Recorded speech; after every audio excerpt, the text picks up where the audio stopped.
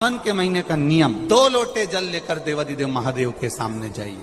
यहाँ अशोक सुंदरी वाली जगह से दोनों धार एक साथ चढ़ाना प्रारंभ करिए और करते करते वो धार शंकर भगवान के शिवलिंग पर ले जाकर छोड़ दीजिए।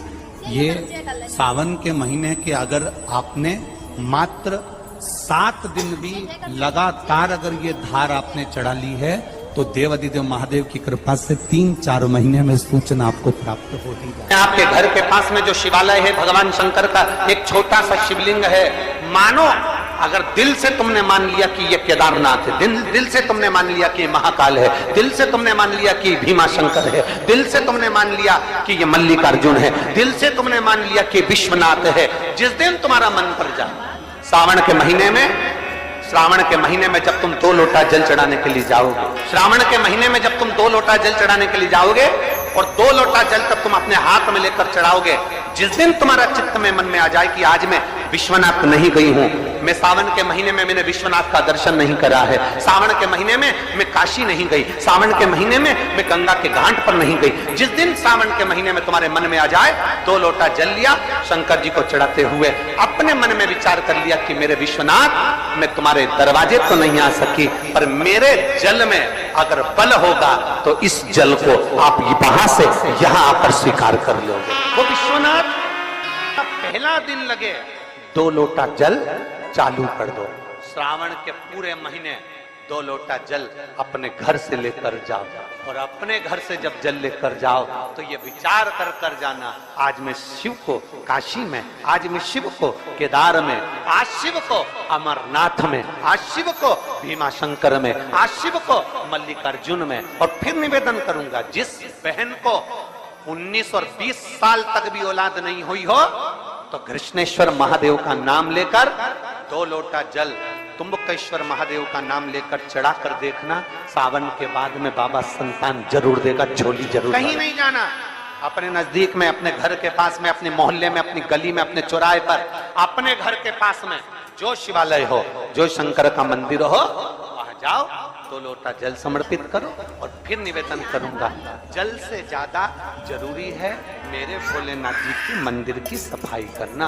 अब कीचड़ चालू हो जाएगा, पानी चालू हो जाएगा, सावन का महीना चालू हो जाएगा, अपने साथ एक कपड़ा लेकर जाओ, बाबा के मंदिर को पूरा साफ कर कर, बाबा के शिवलिंग का स्नान कर कर, बेलपत्र निर्माल्य जितना पड़ा है उसको उठाकर कहीं विसर्जन के लिए, किसी नदी तालाब बावड़ी में नहीं, किसी कुएं में नहीं, निर्माल्य तालाब में, नदियों में, बावड़ी में डालने के बाद वो निर्माल्य सड़ता रहता है, नदी नाले का पानी सूखता रहता है, उसमें कीचड़ इकट्ठा हो जाता है। उस निर्माल्य को इकट्ठा करो, गाड़ी में भरो, किसी एक खड्डा खोदकर वहां दबाकर उसकी खाद तैयार करो और बाद में बेलपत्री के वृक्ष के नीचे उसको डालते रहो। और ध्यान रखना कि निर्माल्य हमें नदी तालाब बावड़ी कुएं में नहीं डालना है, महादेव से कहना नहीं आता। तब हम क्या करें? तो शिव महापुराण की कथा बड़ा सुंदर बात कहती है कि जीवन में कितनी भी तकलीफ हो, कितना भी कष्ट हो, कितना भी दुख हो, जब हम एक बेलपत्र लेकर भगवान शिव को समर्पित करने के लिए जाते हैं और दिल से, हृदय से, भाव से जब एक बेलपत्र समर्पित करते हैं और 1 लोटा जल अशोक सुंदरी पर चढ़ाने के बाद हम देवादिदेव महादेव को जब समर्पित करते हैं तो ये निश्चित है हमारे दुख, हमारी तकलीफ, हमारे कष्ट को मेरा शंभू काटता जरूर है, ये निश्चित। बोल बम का नारा है, जरा जम के, जरा जम के बोल बम का नारा है, सारी समस्या का हल।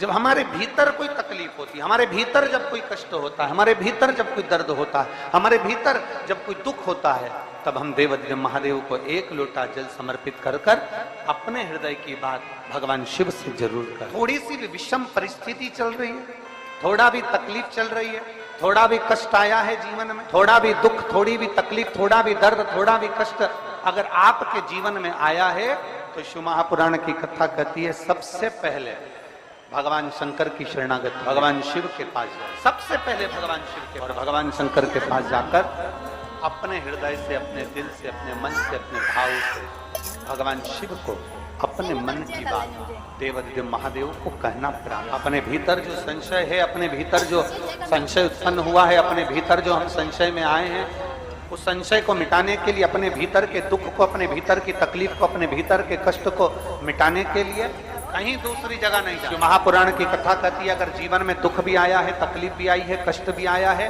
पड़ोसी के यहाँ रिश्तेदारों को, नातेदारों को, कुटुंब को, कबीले को जाकर कहोगे, वो दुख मिटने वाला नहीं, वो संशय समाप्त होने वाला नहीं, वो तकलीफ समाप्त, वो दुख समाप्त होने वाला नहीं। अगर जीवन में अगर तकलीफ आई है, जीवन में अगर कष्ट आया है, तो हमें शिव की शरणागति ग्रहण कर। एक लोटा जल हाथ में लेकर भगवान शिव से अपने दिल की बात, अपने मन की बात भगवान शंकर को जरूर जाकर कर रहे हो, ये आपके ऊपर निर्भर कर। माँ, महात्मा और परमात्मा। एक माँ, दूसरे नंबर पर महात्मा और तीसरे नंबर पर जम के बोलो जरा, अच्छे जम के बोलो, परमात्मा। ये तीन आपको देखते तक नहीं, फिर भी अपना पूरा प्रेम, अपनी पूरी वात्सल्यता, अपनी पूरी करुणा, अपनी पूरी उदारता ये आपके ऊपर उंडेल देते हैं। कौन कौन? जम के बोलो जरा। पहले नंबर पर आवाज नहीं आई, जम के जरा। माँ, दूसरे नंबर पर महात्मा और तीसरे नंबर पर परमात्मा। जब बच्चा गर्भ में आता है, माँ उसको देखती नहीं, माँ ने उसको देखा नहीं। जब बच्चा गर्भ में आया, जब बच्चा गर्भ में पहुंचा, तो माँ ने उसको देखा नहीं, माँ उसको देखी नहीं। बच्चा जब गर्भ में आता है तो माँ ने उसको देखा नहीं होता है। बच्चा जब गर्भ में आता है तो माँ उसको निहारी नहीं होती है। पर माँ अपनी पूरी करुणा, अपनी पूरी उदारता, अपनी पूरी वात्सल्यता, अपना पूरा प्रेम माँ उस बच्चे को दे देती, पूरी करुणा दे दी माँ ने, पूरी ये हैं शंकर के भक्त, ओघड़दानी के भक्त, शंभू के भक्त, त्रिकालदर्शी कैलाशी के। अपने नेत्रों से दर्शन करते रहते हैं। भगवान ब्रह्मा अपने नेत्रों से दर्शन करते रहते हैं, पर शंकर जी के नेत्र बंद रहते हैं, शिव जी के नेत्र बंद रहते हैं। शंकर भगवान समाधि में डूबे रहते हैं, शंकर भगवान समाधि में लीन रहते हैं। तो कई लोग, कई जिनके मुख में जो आता है, जिनके विचारों में जो आता है, वो कह देते हैं कि शंकर जी की आराधना नहीं करना चाहिए, क्योंकि शंकर तो समाधि में डूबे रहते हैं, वो तो देखते ही नहीं है। पर उनको समझाना ये है कि नानू माँ का चरित्र कह रहा है कि नानू माँ के पिता मछली पकड़ने का जाल बनाते हैं और ध्यान नानू माँ पर रहता है। एक पनिहारन पानी को लेकर जाती है, सिर पर हंडे पर हंडा, मटके पर मटका, मटके पर मटका, मटके पर मटका रखती है, चलती जाती है, पड़ोसन से बात करती है, पर ध्यान मटके पर रहता है। एक माँ अपने बच्चे को लेकर बाजार में जाती है, सामान कितना भी खरीदे पर बच्चे पर ध्यान रहता है। एक पिता अपने काम में ध्यान देता रहता है। उसी तरह मेरा ओघड़दानी भले नेत्र बनकर कर समाधि में डूबा हुआ हो, पर जो एक लोटा जल चढ़ाता है, मेरे शंकर का ध्यान उस पर बना ही रहता है। वृक्ष लता से स्नान कराऊंगी, ये अपने भीतर ने एक संकल्प अपने भीतर लेना है कि श्रावण के महीने में हमें शिव को कैसे रिझाना है। देव अधिदेव महादेव को पकड़ने का जाल इंसान नहीं बना सकता, वो तो शंकर देव अधिदेव महादेव किसी के दिल में आकर बैठ जाते हैं, तो वो हृदय के जाल में शंकर को पकड़कर अपने दिल में बिठा लेता है। कोई कोई लिंग के सम्मुख में सत्य बोला है।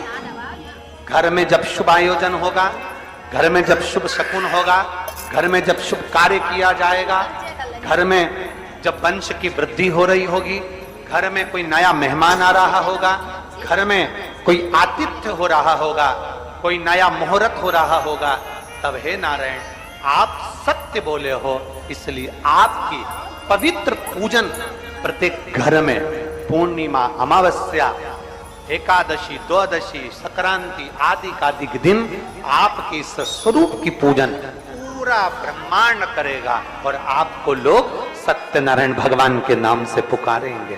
बोल सत्यनारायण भगवान की। इसीलिए स्कंद पुराण का रेवा खंड कहता है, इसलिए हमारे यहाँ जब सत्यनारायण भगवान की हम कथा श्रवण करते हैं, प्रथम अध्याय पूर्ण होता है, द्वितीय अध्याय पूर्ण होता है, तो विद्वान ब्राह्मण जन कहते हैं इति श्री रेवा खंडे प्रथम अध्याय।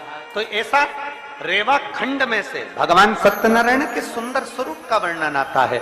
शिव महापुराण में से भगवान सत्यनारायण के स्वरूप का वर्णन आता है। भगवान शिव की पवित्र कथा का वर्णन आता है। भगवान शंकर के सुंदर स्वरूप का वर्णन आता है। और भगवान नारायण का एक नाम सत्यनारायण। महीने, 2 महीने, 3 महीने, 6 महीने, 4 महीने, 8 महीने, 10 महीने, 12 महीने में एक नियम बना लो कि हमारे घर में हम सत्यनारायण भगवान की कथा किसी ब्राह्मण जन को बुलाकर करवाकर यज्ञ ग्यारी करवाकर अपने जीवन को सार्थक बनाएंगे। क्योंकि सत्यनारायण की कथा भी शिव की कृपा के आनंद में। कहते हैं जहां सत्यनारायण की कथा होती है वहां शंकर की भी कृपा नित्य बनी रहती है, क्योंकि शिव ने ही तो उपदेश दिया। हमारे यहाँ तो माताएं बड़ा सुंदर सुंदर भजन भी गाती हैं। सत्यनारायण पर चढ़ेगा पर शिव पर कभी नहीं चढ़ेगा, कभी नहीं। गौ माता तू झूठ बोली है मेरे सामने, तेरा पूरा शरीर पुजाएगा। कन्यादान, वस्त्रदान, मुद्रादान, स्वर्णदान, अन्नदान, सारे दान आगे से होंगे, पर गौदान पीछे से होगा। गाय की पूंछ पकड़कर किया जाएगा, क्योंकि तू झूठ बोल गई मेरे सामने। सारे देवताओं की परिक्रमा आगे से, पर गौ माता की परिक्रमा पीछे से होगी। गाय की परिक्रमा आगे से नहीं होती, पीछे से चालू होकर पीछे। झूठ बोल गई मेरे सामने। गौ माता तू जगत की मां कहलाती है। गाय माता भी कहती है मुझे क्षमा कर, मेरे मुख से झूठ निकल गया।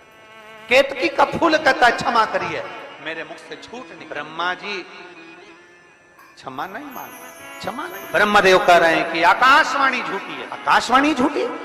भगवान शंकर ने अपने तुरंत पैर का नख तोड़कर फेंका, काल भैरव प्रकट कर लिया। काल भैरव को आज्ञा करी ब्रह्मा का सिर काट दो।